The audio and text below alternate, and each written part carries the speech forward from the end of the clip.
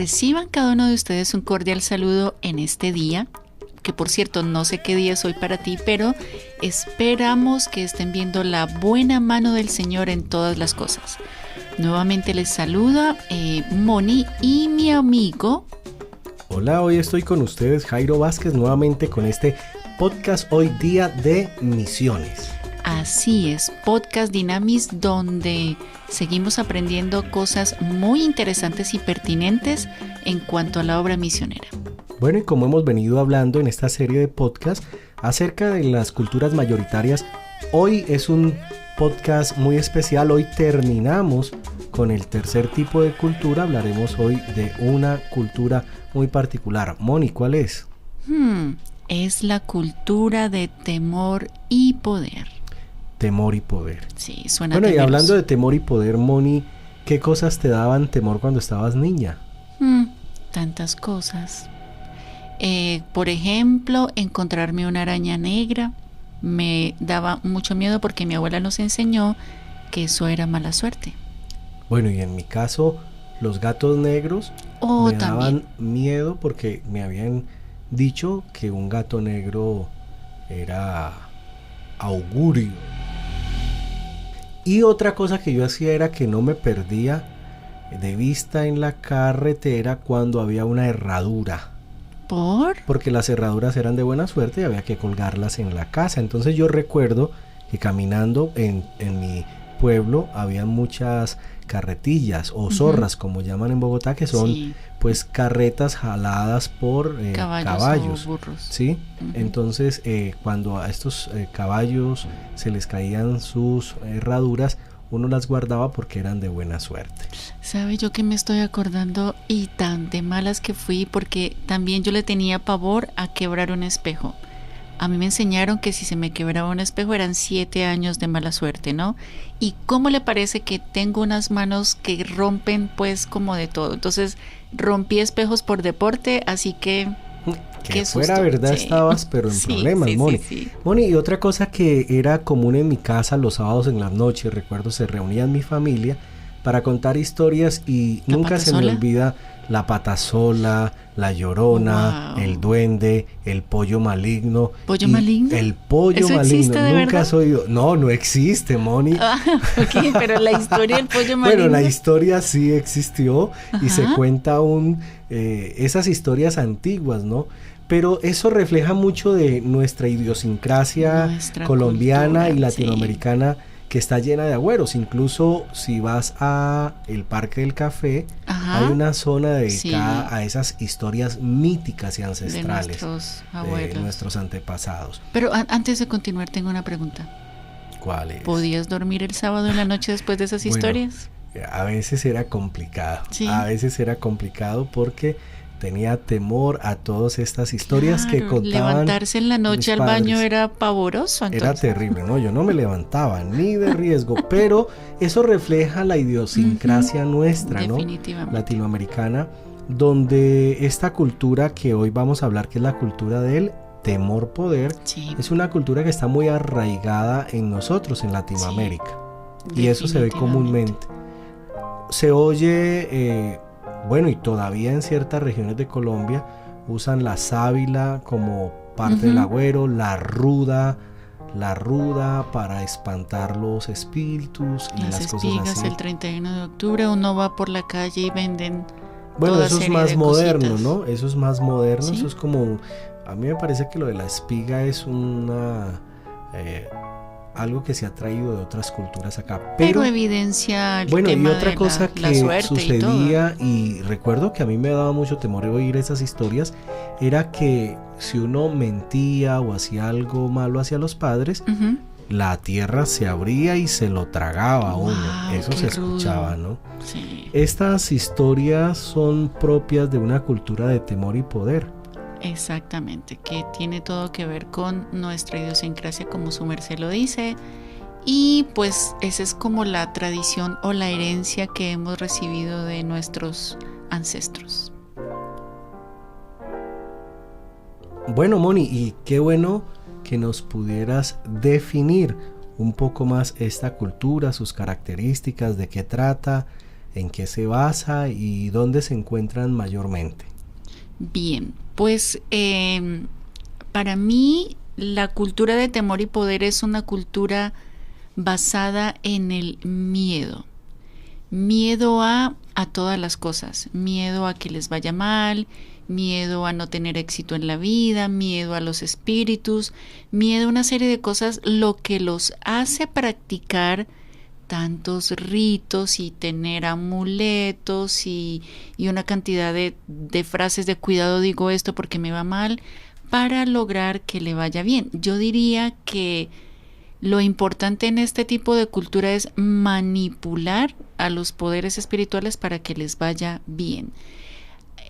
Bueno, según los estudios, esta cultura predomina en los grupos indígenas de América Latina, en África también, que es una cultura también completamente animista.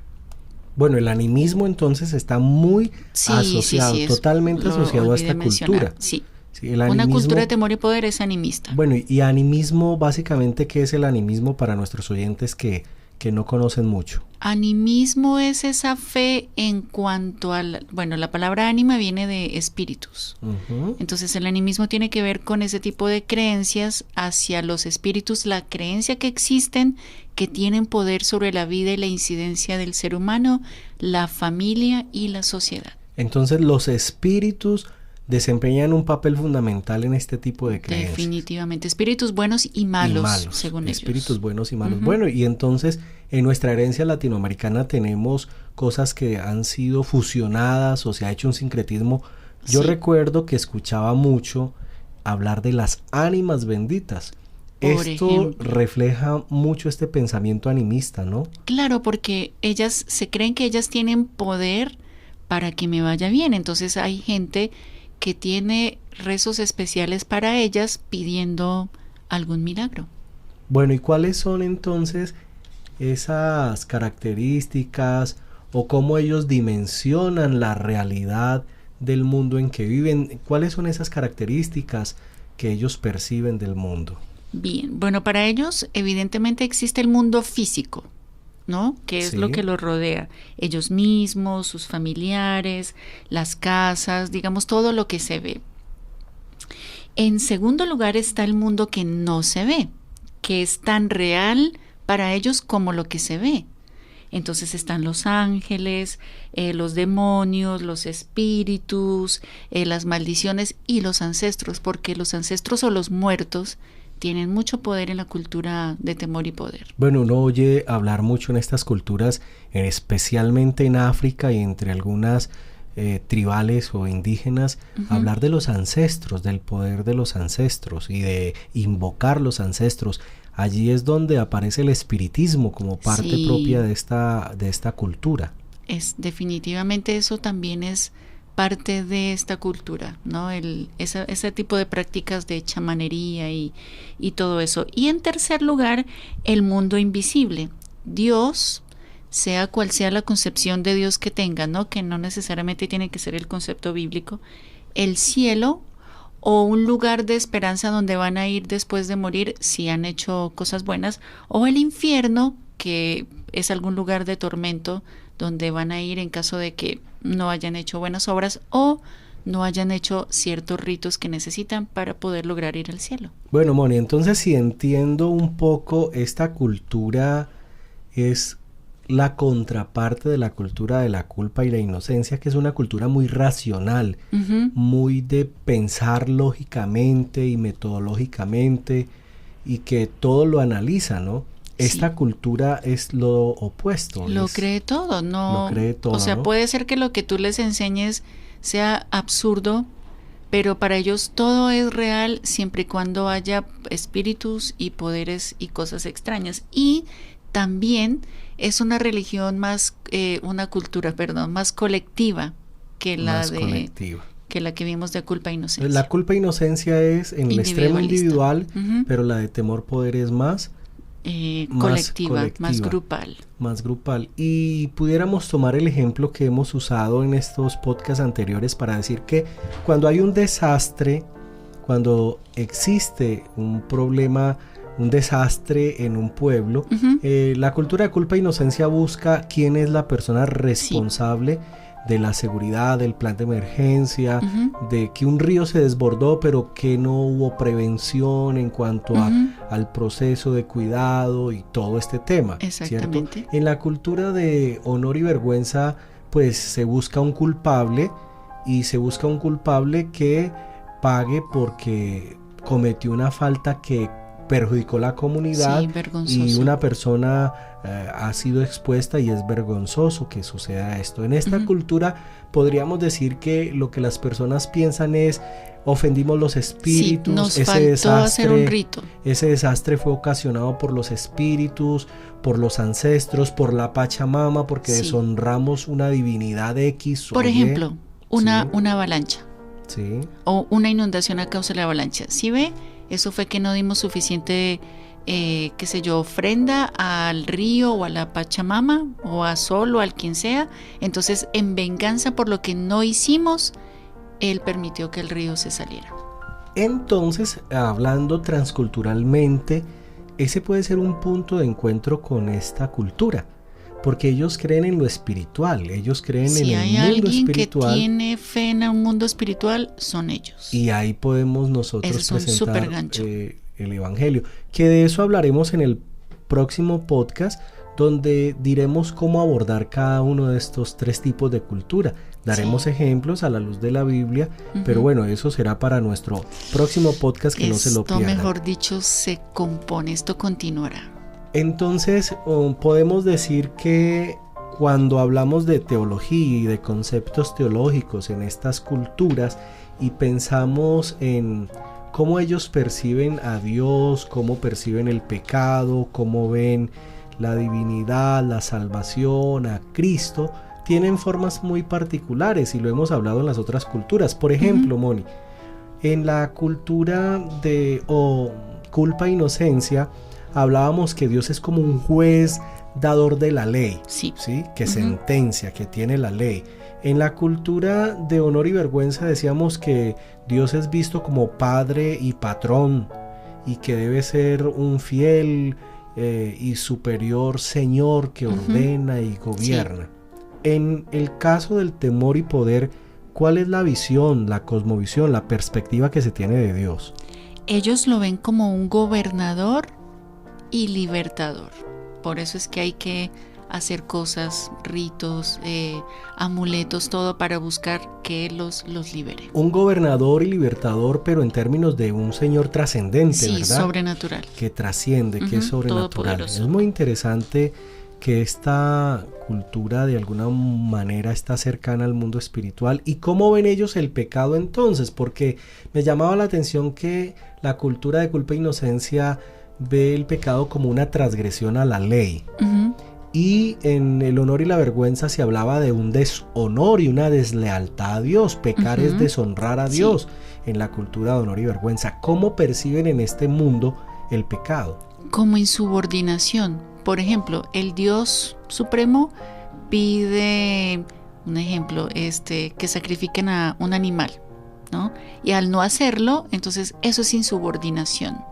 Es ir en contra de lo que los espíritus o el espíritu sobrenatural espera que le den. E idolatría, porque entonces no le dan de pronto el honor a él, sino a otras cosas. Entonces él se pone bravo y les va a acarrear un mal.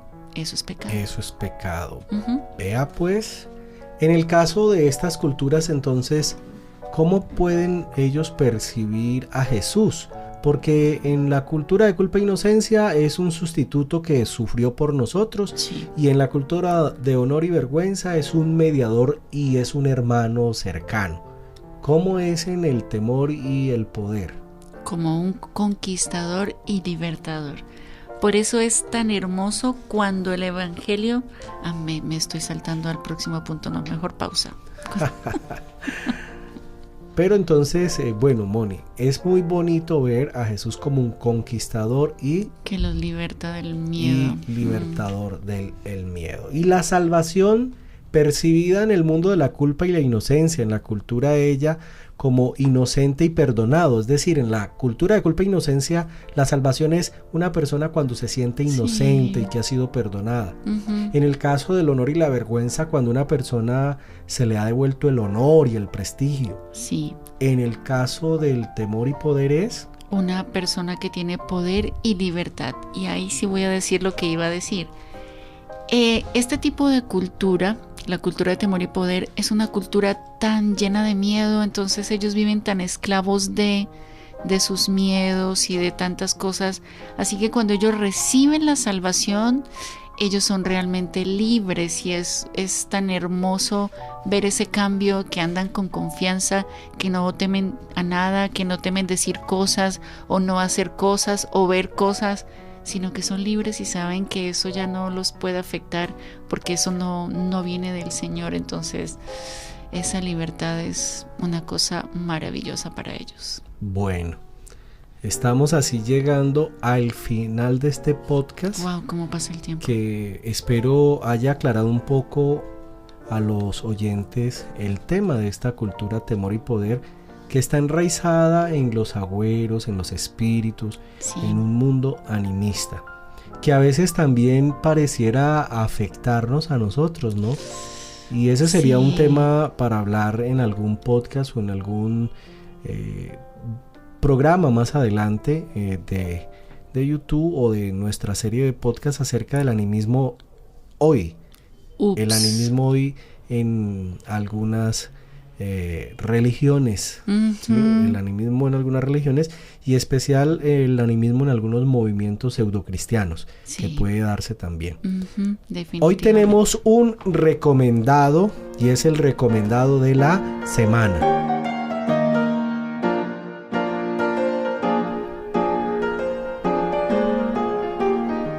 El recomendado para esta semana es una película muy chistosa que yo creo que algunos la han visto, pero me encantaría invitarlos a volverla a ver si es que ya la han visto, porque muy seguramente la vieron así como muy chistosa y todo, pero me encantaría que la pudieran ver desde la perspectiva de este grupo cultural y que cuando vean la película traten de analizar ese mundo animista, ese mundo de miedo y de poder que se evidencia de manera impresionante en esta película.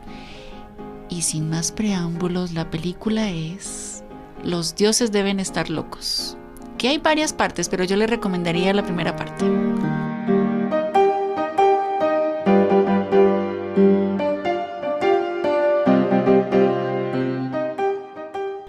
Saludamos a Liliana Romero, que nos escuchó en el podcast anterior, buena amiga y de que está atenta ya a nuestros podcasts. Hoy esperamos que este podcast haya respondido más esa inquietud, pero estén atentos al próximo, porque en él hablaremos cómo acercarnos a cada una de las culturas, porque la Biblia tiene respuesta a cada una de las culturas y lo vamos a ver a través de la Biblia, que es muy interesante, porque esto también nos puede ayudar a entender el entorno incluso del barrio, de la comunidad, de donde vinimos, de sus vecinos, o donde vivimos, ¿sí?